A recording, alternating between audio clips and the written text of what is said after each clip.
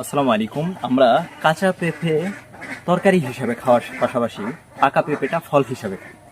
আপনারা কি জানেন এই পেঁপের পাতাও খাওয়া যায়?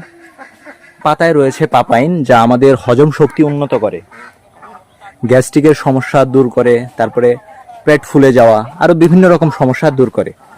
পেঁপের পাতায় রয়েছে কার্পেইন নামক একটা যৌগ, যা খুশকি দূর করার পাশাপাশি দারুণ কাজ করে। আর এই পেঁপে পাতার রস আমরা কিভাবে খাবো, এটা একটা প্রশ্ন আসতে পারে।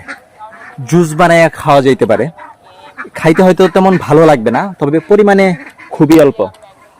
আর পেঁপের এই পাতাতে vitamin A, B, C, calcium, magnesium সহ বিভিন্ন উপাদান রয়েছে। আধা কাপ করে 3-4 দিন খাওয়া যেতে পারে। আর যারা না খাইতে পারেন তো তারা আপনার ভর্তা করে খাইতে পারেন, সিদ্ধ করে। পাহাড়িদের কিন্তু সিদ্ধ খাবার খুবই পছন্দ। কচি পাতাটা সিদ্ধ করে একটু মরিচের ভর্তা অথবা শুটকি ভর্তার সাথে আপনারা খেতে পারেন। আর বিভিন্ন ধরনের শাক পাতার সাথে মিশিয়ে আপনারা ওইটা ভাজি করেও খেতে পারেন।